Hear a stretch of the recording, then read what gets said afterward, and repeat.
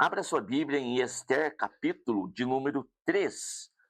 E eu quero fazer a leitura, e desse texto aqui, eu quero retirar uma lição muito especial para nós, que diz respeito a honrar ao Senhor nosso Deus e não se prostrar diante de ninguém e de nada mais neste mundo a não ser diante do Deus Criador dos céus e da terra.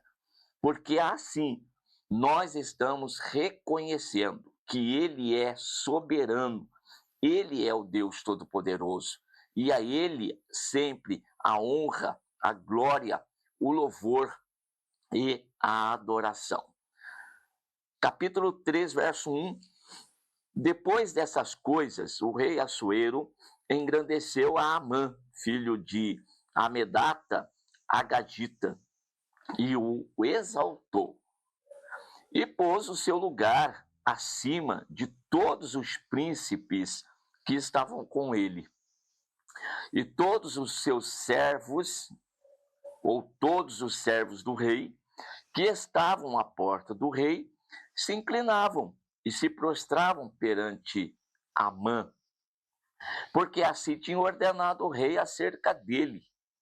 Porém, Mardoqueu não se inclinava e nem se prostrava. Então, os servos do rei, que estavam à porta do rei, disseram a Mardoqueu: por que traspassas o mandado do rei?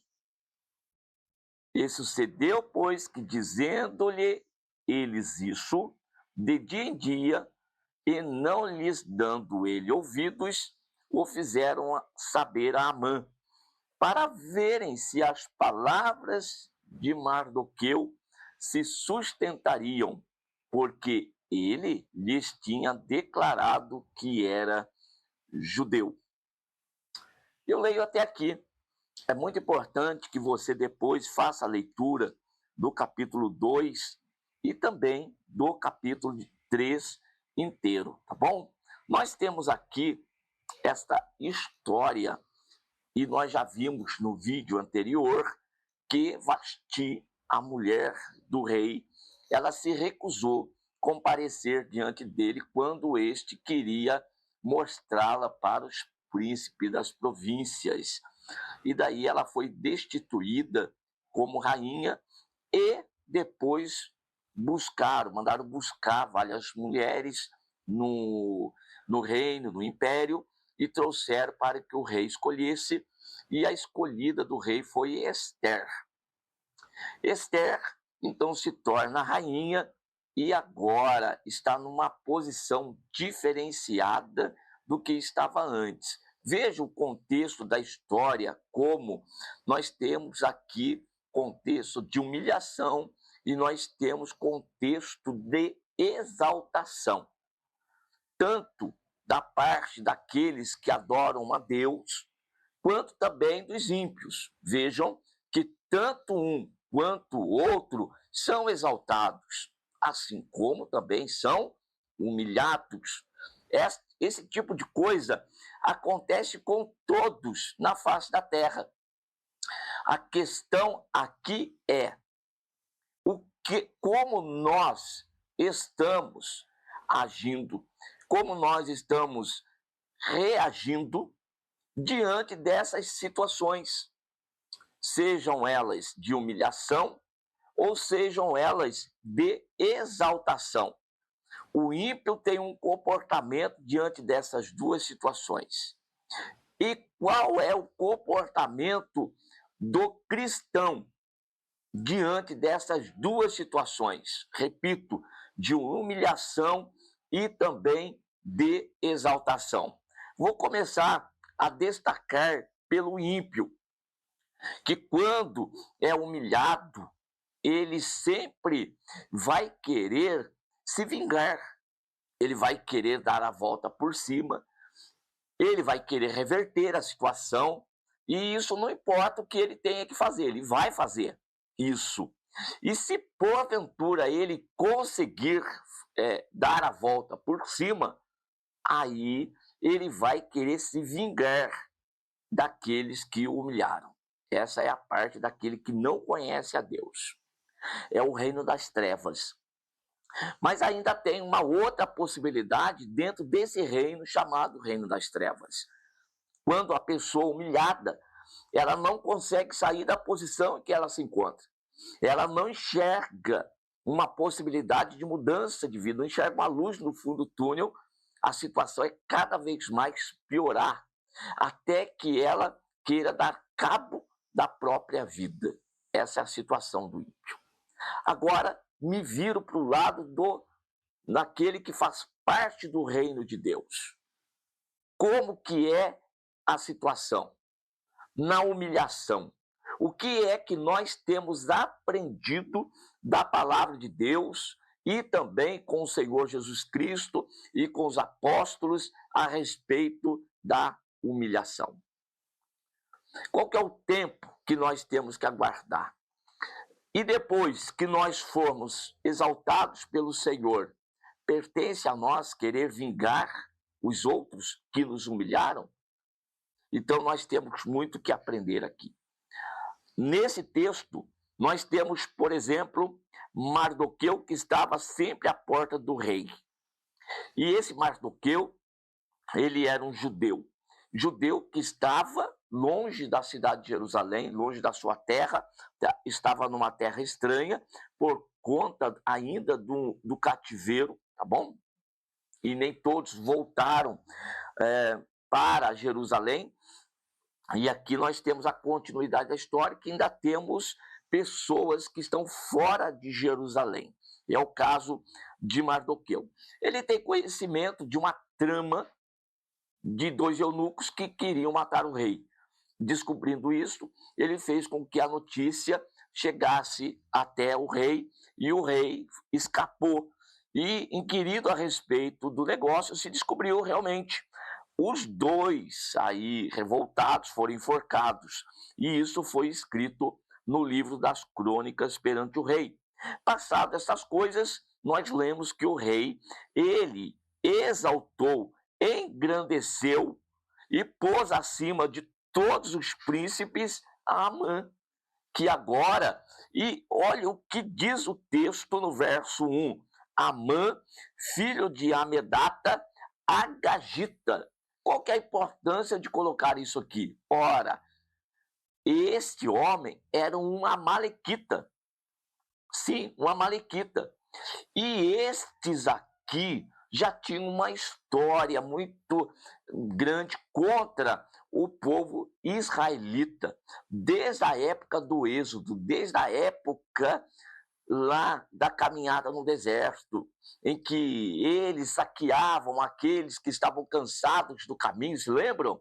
Pois é, e Josué batalha contra os amalequitas e os derrota naquela ocasião em que Moisés está no monte orando, e Ur e Arão vão auxiliá-lo para que as suas mãos permanecessem levantadas até que Josué vencesse os amalequitas. E o Senhor Deus deixou uma determinação que haveria guerra entre israelitas e amalequitas durante a história, mas que Deus também riscaria de debaixo do céu a memória de Amaleque. Esse Amaleque, ele corre o tempo aí e vai aparecer depois, novamente, lá com Balaão, sim, Agag, era rei dos amalequitas, que queria amaldiçoar o povo lá no deserto. Depois ele reaparece lá com o rei Saul. E Saul, ele teve a missão dada por Samuel para aniquilar, acabar com os amalequitas, coisa que ele não fez. Ele poupa quem? Agag e os melhores das ovelhas dos amalequitas. Vejam a história. Então nós temos aqui também agora, dentro do livro de Esther, aqui o Agagita, um amalequita. E ele, quando passa, todas as pessoas se prostram diante dele. Mardoqueu não se prostra, e a partir daqui vai surgir um entrave. Porque quando chega aos ouvidos de Amã, um homem orgulhoso, soberbo, e agora tem poder nas mãos. E o que ele faz com o poder? Aí está. E ele, quando soube que aquele que ali estava, ele não se prostrava, e ele depois ainda descobre que era da linhagem de judeus, então ele vai arrumar uma forma não só de humilhar Mardoqueu, mas vai fazer uma forma de humilhação e, pior ainda, exterminação dos judeus dentro daquela província e dentro daquele império. E ele chega diante do rei e conversa com o rei e fala da vantagem que o império iria ter em exterminar aquele grupo de pessoas. Ele diz que eram pessoas diferentes, de leis diferentes, e que não cumpriam a lei ali do império. E assim, então, o rei determina e dá autoridade e passa para ele o anel real e dá até prata e ouro para ele, para que fizesse e levasse o seu intento adiante. Pois bem, nós temos aqui o perigo, de uma forma geral, como eu disse no primeiro vídeo para vocês, que não adianta a gente pensar só numa parte, mas enxergar o todo. A exterminação desse povo era como acabar com as promessas de Deus feitas lá atrás para Abraão e as promessas espirituais que se cumpririam em Jesus. Então isso aqui vai de encontro, vai contra um propósito de Deus. Não vai só contra uma pessoa, vai contra um propósito de Deus. E é aqui que nós precisamos aprender. Já havia acontecido em outras ocasiões coisas semelhantes? Sim, por exemplo, Daniel, capítulo 1, verso 8. Quando esse está na corte de Nabucodonosor, ele pede ali para não se contaminar com o manjar do rei. Isto aqui pertence àquele que tem propósito firme com Deus. Eu não estou aqui para me contaminar com as coisas do mundo. Eu estou aqui para respeitar leis, estou aqui para respeitar pessoas, desde que o que eu tenho que fazer não confronte as leis do meu Deus. Não confronte o meu Deus. Não macule a minha fé. Agora, quando algo vier a macular a minha fé, então ela vai prevalecer. Se eu tenho que fazer algo que vá contra os princípios do meu Deus, então quem vai prevalecer? São os princípios do meu Deus. Eu não posso me render às coisas aqui para viver bem. Então Daniel não estava interessado em viver bem ali no palácio. Estava numa situação difícil de cativeiro também, início do cativeiro babilônico, tinha uma oportunidade de estar no palácio, mas não, preferiu obedecer ao Senhor. Olha que lição extraordinária. E então o eunuco ali permitiu, porém, 10 dias foi experimentado e ele se saiu muito bem. Agora, eu quero falar também, ainda no livro de Daniel, percebam, nós temos, além de Daniel, nós temos Ananias, Misael e Azarias, que quando Nabucodonosor ele levantou uma grande estátua e disse que para todos se prostrassem diante daquela estátua quando tocasse toda a sorte de música. Daniel capítulo 3. E quando isso acontecia, os 3 judeus permaneciam de pé. E aí chega o conhecimento de Nabucodonosor, eu vou resumir porque você conhece a história, e Nabucodonosor desafiou esses 3 moços, perguntando para eles quem é o Deus que pode me livrar te livrar, ou vos livrar das minhas mãos. E então aqueles 3 homens responderam: nós não temos que responder. Nosso Deus ele é poderoso para fazer. Agora, se ele não fizer, saiba que nós não vamos nos prostrar da mesma forma, da mesma maneira. Olha que convicção de fé, irmãos. Olha que certeza de fé. Isso é o que está faltando nos dias atuais. Pessoas que têm convicção de que estão diante de um Deus que é verdadeiro, que é fiel, e que tem a convicção, olha, do seu posicionamento. Porque hoje nós estamos vendo pessoas que não têm mais essa certeza.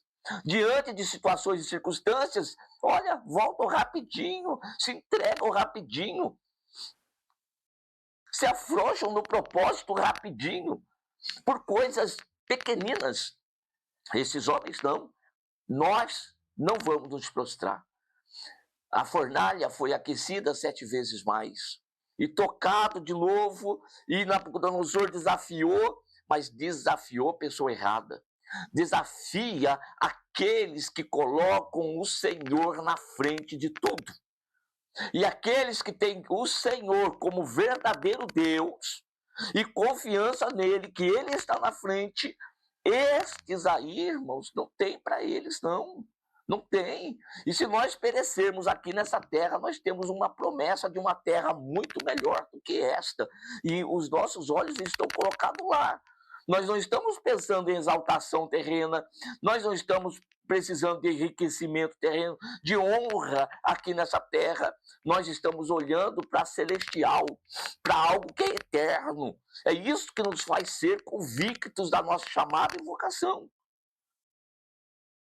E então, quando se toca, eles não se prostram mesmo e foram então jogados na fornalha de fogo ardente, aquecida 7 vezes mais. O texto nos diz que aqueles que o jogaram lá morreram queimados só pelo calor da fornalha. Mas quando os 3 lá caem e Nabucodonosor está assistindo do seu trono, olhando aquilo, de repente pergunta: quanto que nós jogamos? 3. Mas eu vejo 4. E o quarto é semelhante aos filhos dos deuses. Tira esses homens de lá. E quando tiraram os 3, nem sequer cheiro de fogo existia neles. Ah, meus irmãos, como vale a pena ser fiel a Deus, ser convicto. Aqueles homens não foram jogados lá com fé de que Deus livraria eles, não, eles foram para morrer. Eles disseram antes para Nabucodonosor: nosso Deus é poderoso para livrar, mas se não livrar, nós não vamos nos prostrar do mesmo jeito. Olha o posicionamento cristão. Hoje está cheio de gente querendo ser exaltado. Querendo ser exaltado para quê? Para humilhar os outros. Depois quer dizer: aquele que me humilhou e me viu exaltado, vão me ver no palco, eu cantando. Que ideia que é esta? Que mensagem que é esta? Nós não estamos aqui para querer ser exaltado por Deus, para que os outros depois olhem para nós e nós o humilhemos. Não, irmãos. Nós não estamos aqui para isso. Nós estamos aqui para viver a nossa fé. Se formos humilhados por causa da fé, vamos viver a fé. Mas se a fé nos trouxe algum tipo de exaltação na terra, vivemos a fé. Não vivemos a humilhação e não vivemos também a exaltação. Independente da circunstância, o importante é a nossa fé em Deus. Essa é a mensagem dessa manhã e desse texto para você. Ainda em Daniel, nós vamos ter no capítulo de número 6 a mesma situação. Novamente com Daniel. E aqui nós temos o rei, no caso aqui é Dario, que vai exaltar uns homens. Nós temos 120 presidentes sobre o reino, 3 príncipes, dos quais Daniel era um, e o rei queria colocá-lo sobre todos eles. Os demais já cresceram os olhos e já precisa achar alguma falha, algum erro, mas o homem era impecável, era reto, era um homem santo, íntegro, não tinha erro, não tinha o que achar. Então nós precisamos achar na fé deles, na religião dele. E encontraram, Daniel orava 3 vezes ao dia, voltado para o lado de Jerusalém. E então eles fizeram ali um decreto, induziram também o rei nessa época, e depois viram que Daniel estava desobedecendo.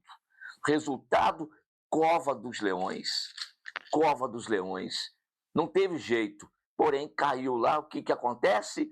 No outro dia, o rei desesperado vai até lá e vai então falar: o teu Deus, Daniel, a quem tu continuamente serves, ele te livrará. E foi jogado lá dentro. No outro dia, então, o rei vai até lá pela manhã cedo. E quando chega lá, chamou por Daniel com voz triste, porque ele pensou: os leões devoraram Daniel, e disse: Daniel, servo do Deus vivo, dar-se-ia o caso de que o teu Deus, a quem tu continuamente serves, tenha podido livrar-te dos leões?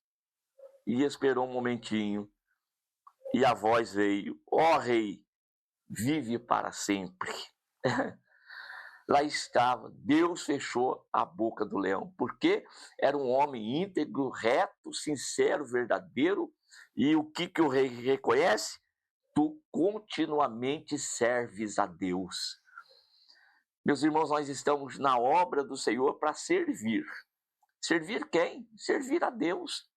Servindo a Deus, servimos ao reino, servimos aos irmãos, servimos os propósitos de Deus, independentemente de circunstância, gente. Independentemente de reconhecimento. Porque tem gente querendo reconhecimento. Na época de Jesus aconteceu isso, sim.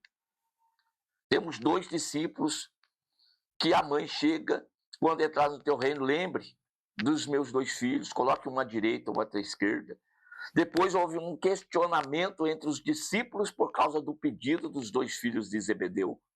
E Jesus então para e vai então repreendê-los e também ensiná-los. Preste atenção, no meio dos gentios isso acontece. Estão sempre brigando por posição. Não vai ser assim no meio de vocês. Não vai ser assim.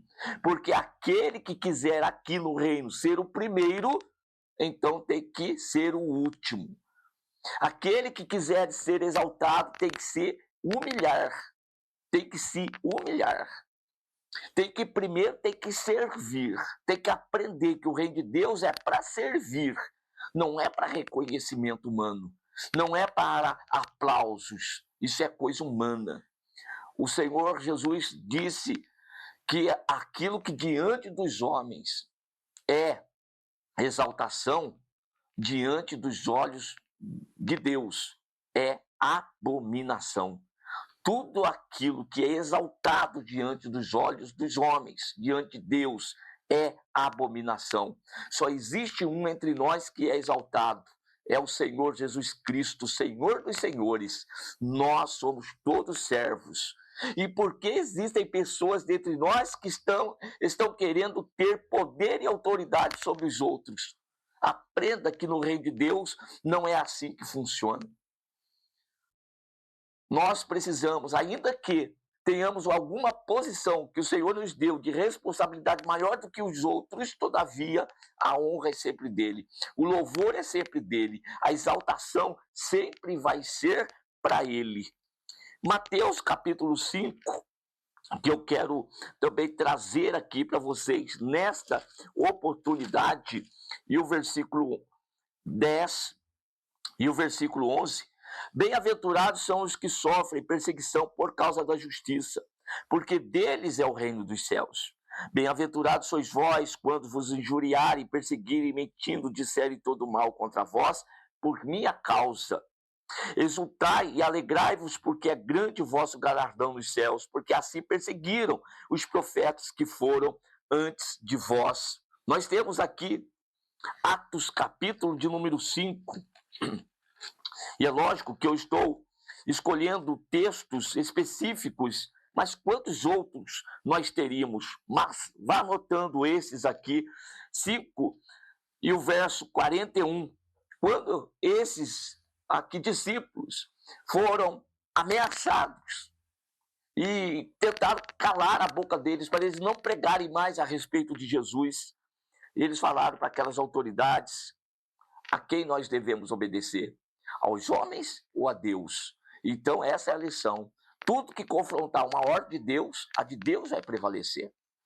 E aí no verso 41, retiraram-se depois de muita ameaça e açoites, retiraram-se, pois, da presença do conselho, regozijando-se de terem sido julgados dignos de padecer afronta pelo nome de Jesus.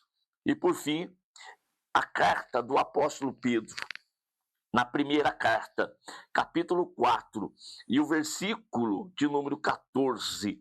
Se pelo nome de Cristo sois vituperados, bem-aventurados sois, porque sobre vós repousa o Espírito da glória de Deus.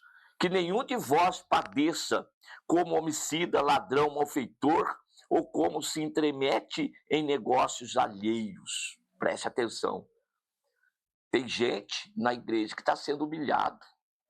E às vezes está dando causa a isso. E depois fica invocando o nome do Senhor. O meu Deus, ele vai me exaltar. E quando ele me exaltar, vocês vão ver. Isso é sentimento cristão? Esse é o sentimento de Cristo? Você está enganado. Você está enganado com isso aí. Se você der causa para a perseguição, para o falatório contra ti, você está, na realidade, maculando o rei de Deus. Você está promovendo escândalo. E aí Jesus disse, é mister que vem os escândalos, mas ai daquele por quem os escândalos vêm. Cuidado. Então é para sofrer como um cristão. Uma vida sincera, verdadeira, íntegra, fazendo a vontade de Deus, e mesmo assim está sendo perseguido e maltratado. Aí você é bem-aventurado. Então, se vai se intrometer em negócio alheio, fica entrando em brigas que não é sua, fica entrando em questões que não lhe pertencem, comprando briga, aí não coloque o nome do Senhor no meio desse rolo, não. Verso 16, mas se padece como cristão, não se vergonhe, antes glorifique a Deus nesta parte. O Senhor vai cuidar de você. E aí, voltamos para Esther, capítulo de número 3. Mardoqueu permaneceu nesta condição. Diante de homens, não nos prostramos. Diante de qualquer situação que venha contra nós, não nos prostramos. Nós vamos continuar adorando e invocando o nome do Senhor, o Deus Criador dos céus e da terra. E o que ele tem de fazer, é Deus quem vai fazer, não serei eu. A minha posição é continuar servindo e adorando ao único Deus. Nesses dias, tome cuidado da posição que você tem tomado, até mesmo dentro da política, posicionamento, ideologia política. Cuidado, pare de ficar seguindo A ou B, siga Cristo, ande na presença de Deus. Se você vai brigar, brigue pelo reino de Deus. E no reino de Deus se briga como? Não é fazendo parte de agrupamentos, indo para a praça, indo não sei para onde. Pare com esse negócio. Vamos para a igreja. Vamos estar na oração. Vamos estar no jejum. Vamos estar adorando ao Senhor. Vamos, enquanto os homens ímpios estão brigando, nós vamos estar de joelho no chão, nos humilhando diante da presença do Deus Criador dos céus e da terra. Tem muitos cristãos aí que têm evangelismo, sai para o trabalho ao ar livre, ele não vai. Mas quando é convocado essas reuniões políticas, à noite, até faltar culto, falta. Falta o culto para estar nessas manifestações apoiando o homem. Está na hora de você, que é um verdadeiro cristão, ir para a casa do Senhor e se posicionar, não diante dos outros, mas diante do reino de Deus. No mundo espiritual, tome a tua posição de cristão e busque a presença de Deus. O nosso reino não é desse aqui. Quiseram que Jesus brigasse por Jerusalém, pela Judéia, e Jesus disse, se o meu reino fosse daqui, o Senhor, meu Pai, mandaria legião de anjos que brigariam. Agora não, o meu reino não é desse mundo, o meu reino é de lá. Então, vamos estar na presença de Deus, e a nossa missão não é brigar por coisas terrenas, é pregar o Evangelho. Seja um pregador do Evangelho e vamos estar buscando a presença de Deus. Amém.